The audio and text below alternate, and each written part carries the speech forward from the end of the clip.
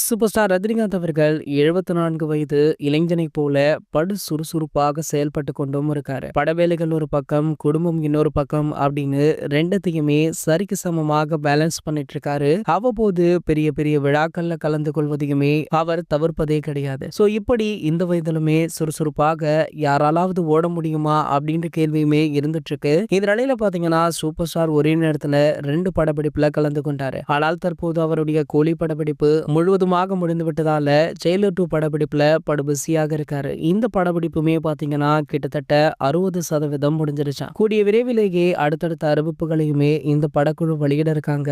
இந்த நிலையில super star Rajinikanth அவர்களுடைய அடுத்த படம் பற்றிய முக்கிய அப்டேட் ஒன்று வைரல் ஆகிட்டு இருக்கு. அதாவது அடுத்ததாக சூப்பர் ஸ்டார் ரஜினிகாந்த் அவர்கள் அவருடைய ஃபேவரட் இயக்குனரான கே.எஸ். ரவிக்குமாருடன் ஒரு படம் பண்ண இருக்காராம். ரீசெண்டாக பாத்தீங்கன்னா கே.எஸ். ரவிக்குமார் அவர்கள் சூப்பர் ஸ்டார் ரஜினிகாந்த் அவர்களை 2 முறை மீட் பண்ணிருக்காரு. மீட் பண்ணது மட்டுமல்லாமல் அங்கே கதை விவாதமுமே நடத்தப்பட்டிருக்கா. சோ 2 கதையில சூப்பர் ஸ்டார் அவர்கள் ஒன்னு சூஸ் பண்ணிருக்காராம். ஆகையால அடுத்த படம் கே.எஸ். ரவிக்குமார் அவர்களுடன் தான் அப்படின்றது கிட்டத்தட்ட உறுதியுமே ஆகிருக்கு. இந்த நிலையில பாத்தீங்கன்னா சூப்பர் ஸ்டார் அவர்கள் இந்த ஆண்டோடு ஜெயிலர் 2 படப்பிடிப்பை முடிச்சிடுவாரு. அடுத்த வருடத்துல இருந்து கே.எஸ். ரவிக்குமாருடனான படத்துடைய படப்பிடிப்பு ஆரம்பமாகும் அப்படின்ற எதிர்பார்ப்புமே இருந்துட்டு இருக்கு. சரி, ஓகே, இவங்களுடைய காம்போல நிறைய பிளாக் பஸ்டர் படங்கள் வெளியாகிடுச்சு. அதுல உங்களுடைய ஃபேவரட் என்ன அப்படின்றத கீழே உள்ள கமெண்ட் செக்ஷன்ல கமெண்ட் பண்ணிட்டு நம்ம சேனலை மறக்காம சப்ஸ்கிரைப் பண்ணிக்கோங்க.